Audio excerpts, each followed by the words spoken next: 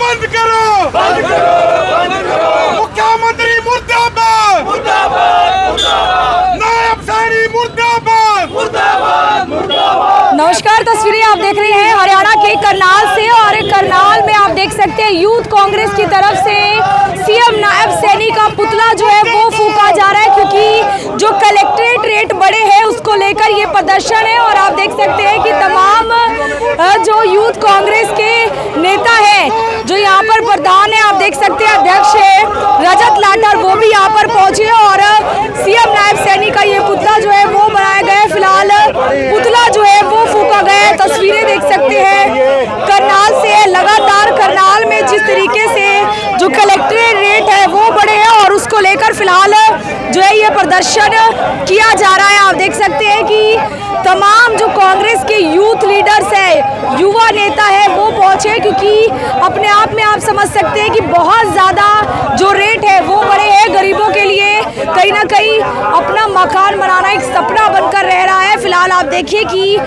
जो है ये पुतला फूंका गया और सीधी उनसे जानकारी बातचीत लेने की भी कोशिश करेंगे। हम जो यूथ कांग्रेस के नेता है और वो यहाँ पर पहुंचे हैं और जिस तरीके से जो रजिस्ट्री करने पर अब ज़्यादा भुगतान करना पड़ेगा, कलेक्टर रेट जो है वो बढ़ाए गए हैं, उसको लेकर आप देख सकते हैं यहाँ पहुंचे हैं। देखिए, फिलहाल में ही जो कलेक्टर रेट में वृद्धि हुई है और एक वृद्धि ऐसी हुई है जो चुनिंदा लोगों को मुनाफा देने के लिए हुई है।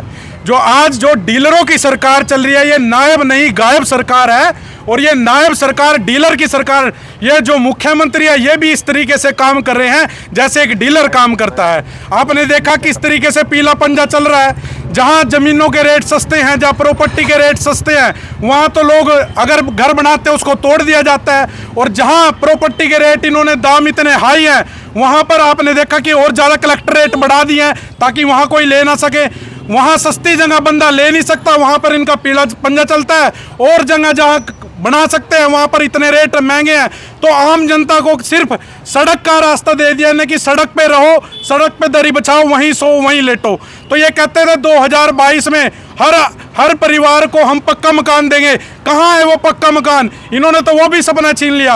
अब 32-33 सेक्टर में आ जाइए आप, देखिए 50,000 रेट होता था और एकदम से 77,000 इन्होंने जो कलेक्टर रेट करा है, 50% से भी ज़्यादा जो रेट करा है। ये क्या हो रहा है? मतलब कि स्टैंप ड्यूटी से भी फायदा कमाया जाएगा और फिर जो ये गेन टैक्स से भी फायदा कमाया जाएगा। क्या हमारी सरकार का इतना दिवाला निकल चुका है? कभी ये बिजली के रेट बढ़ाते हैं, बिजली के उससे 5,000 करोड़ का इन्होंने हरियाणा की जनता पर बोझ डाला।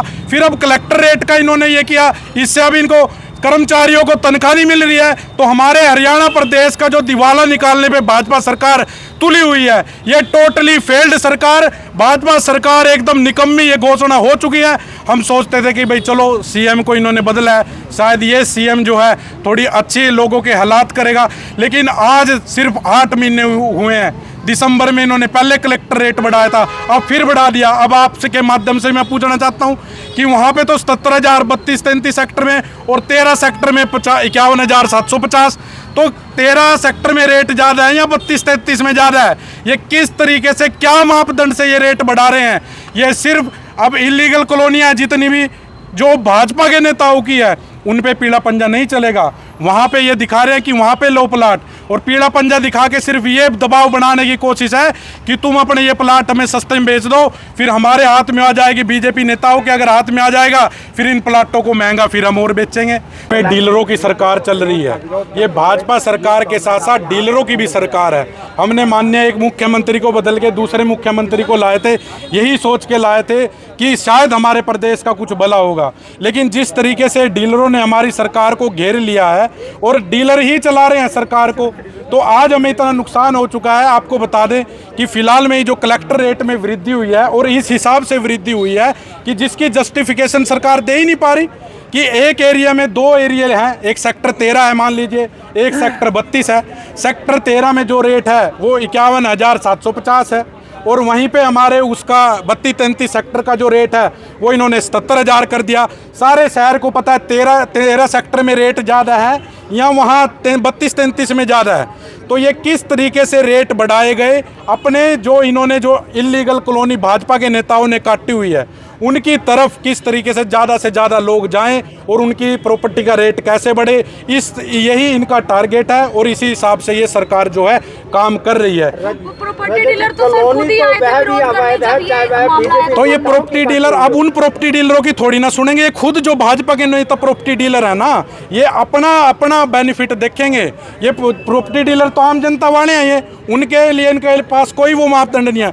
5-7 दिन पहले एक इंटरव्यू लिया गया था इनसे, हमारे विधायक जी से, और विधायक जी से पूछा कि भाई वापस ले ली गई है जी लिस्ट, उनको उन्होंने कहा वापस ले लिया जी लिस्ट। तो हमारे माननीय विधायक जी कहते हैं हमारे नायब जी पूरा सोच समझ के डिसीजन लेते हैं, उन्होंने देखा, उनके बातों में दम था, इसलिए हमने वापस ले लिया। लेकिन विधायक जी आप ये तो बात आपके मुंह से निकल गई, इनको तो इस पार करो या इस पार, इन्होंने तो सरकार की तारीफ करनी है, लेकिन असली में जनता के मुद्दे उठाने कब शुरू करोगे, ये जनता जानना चाहती है। आपको इतने भारी बहुमत से जिताया है, इसलिए नहीं जिताया कि आप जो है जनता को लूटने का काम करेंगे। तो ये तो सभी ने देखा था उनका इंटरव्यू, उनकी क्या बातचीत थी। तो ये इनके दो पहरे, जो इनके दो चेहरे हैं सिक्के के, इनके दो पहलू हैं, ये भी जनता के सामने आ गए हैं कि ये किस तरीके से बात करते हैं। और जो इलीगल आपने देखा पीला पंजा चला था जी, पीला पंजा चला था, वो बहन भी एक, उसका भाई जो है बेहोश हो गया था। किस तरीके से एक जब एक ईंट लगाई जाती है, क्या हमारा करनाल का प्रशासन इतना असमर्थ है कि उनको पता नहीं चलता कि इलीगल कॉलोनी में जो ईंट लग रही हैं। लेकिन जब सारी पूंजी, अपनी सारी उम्र की कमाई जब वो उस ज़मीन पर लगा देते हैं, उस प्लॉट पर लगा देते हैं, घर खड़ा हो जाता है, तब ये पीला पंजा लेके पहुंच जाते हैं तोड़ने के लिए। क्या इनके अंदर इतनी भी संवेदना नहीं बची कि ये कहते थे 2022 में हम जो है सभी को पक्का मकान देंगे? कहाँ 2025 आ गई है, जिनके ऊपर पक्की छत भी आई है उनको भी ये तोड़ने में लगे हुए हैं। ये किस तरह का रवैया हमारी सरकार कर रही है? कभी ये बिजली दरें बढ़ा रही हैं, कभी ये कलेक्टर रेट बढ़ा रही है, कभी ये सरसों के तेल के बीपीएल परिवारों की बढ़ा रही है, कभी राशन काट रही है। ये क्या मतलब, हमारे हरियाणा का बट्टा गोल दीवाना निकल चुका है। सफाई कर्मचारियों पे समय पे तनख्वाह नहीं मिल रही है, उनको एजिटेशन करने पड़ रहे हैं। तो ये डिपो होल्डरों को देखिए 4-4 महीने का कमीशन रुका पड़ा है। तो कोई सी ये चीज़, कोई पैमाना मेरे को आप भी बता दो, आप भी डेली उनको करते हो कवर, क्या कोई ऐसा बचा है जिसमें इन्होंने हमारे को थोड़ी सी भी आम जनता को राहत पहुंचाने का कार्य किया इन्होंने? शहर के चारों तरफ कॉलोनियां कट रही हैं जी, मगर प्रशासन का उस समय तक ध्यान नहीं। और बात है जी, इलीगल कॉलोनियों पे कार्रवाई हो रही है, लेकिन उन पे जो भाजपा नेताओं की नहीं है, जो भाजपा नेताओं की कॉलोनियां उनमें लो प्लॉट, वहाँ पे कोई वो नहीं है। ना आपके घर टूटेंगे, ना आपके मकान टूटेंगे, ना आपको कुछ कहने आएगा, सारी सुविधाएं मिलेंगी। ये इस तरीके से काम चलेगा कि जो है भाजपा के जो भाजपा के जो कॉलोनियाँ हैं उनमें ही लोग जाएं, उनकी तरफ आकर्षित हों। रेट बढ़ चुके हैं ताकि इनके प्लॉटों के भी रेट बढ़ जाएंगे। देखिए फिलहाल जो युवा नेता है वो हमारे साथ हैं, अशोक जी हैं। कैसे देख रहे हैं ये प्रॉपर्टी रेट जो बढ़े हैं, क्या कुछ इस पर कहेंगे? बिल्कुल जी, जिस तरह से कुछ दिन पहले बीजेपी सरकार और नायब सरकार ने कलेक्टर रेट बहुत ज़्यादा वृद्धि कर दिया है। दिसंबर 2024 में इस सरकार ने मान लो 250% वो बढ़ा दिया था कलेक्टर रेट। अब ऐसा क्या हुआ कि 8-9 महीने के अंदर इनको फिर से दोबारा ये कलेक्टर रेट बढ़ाना पड़ा? क्या इनको गरीब और मध्यम परिवार के परेशानी का कोई ख्याल नहीं है क्या? इससे मान लो ये पहले ही बहुत ज़्यादा बढ़े हुए थे, अब इन्होंने और कलेक्टर रेट बढ़ा दिया है। तो हमारा इसी संदर्भ में सब युवा कांग्रेस इकट्ठे होके आइए और आपके चैनल के माध्यम से आप कवरेज करते हैं जिस तरह से गरीब लोगों के आशियाने को तोड़ा जाता है। और मान लो एक गरीब लोग एक पाई पूंजी इकट्ठा करके अपने सपनों का घर बनाते हैं और वो उनको ये प्रशासन द्वारा, सरकार के द्वारा, डीटीपी के द्वारा उसको पीला पंजा लेकर उसको तोड़ा जाता है। और किस तरह से दोहरी गरीब मार हो रही है। तो मेरा तो सरकार से यही वो है कि आप कुछ ऐसा इस तरह से पॉलिसी बनाए कि जो भी गरीब लोगों को इस तरह से राहत मिले। और आप देखते हो कि सेक्टर 32 में, 33 में, मॉडल टाउन में किस तरह से बहुत ज़्यादा रेट है। एक गरीब आदमी वहाँ प्लाट नहीं ले पाता। गरीब आदमी तो एक जहाँ भी उसको जेब लो करेगी वहीं प्लाट लेगा, और वहाँ ये डीटीपी जो ये एक प्रशासन है ये उनको वहाँ बढ़ने नहीं देता। तो आप देख सकते हो किस तरह से अब जैसे 4 महीने से डिपो होल्डर की कमीशन नहीं मिली हुई है, कमीशन मिली नहीं हुई है डिपो होल्डर की। और मान लो आप क्या उनके परिवार में उनके बच्चे नहीं हैं, उनका परिवार नहीं है, उनको पैसे नहीं चाहिए क्या? उनकी रोजी रोटी इसी काम से चलती है। ये जो बीजेपी के नेता है, जो मंत्री एमएलए, इनकी 1 महीने की तनख्वाह रोक दी जाए, इनको पता लग जाएगा कि क्या दर्द होता है।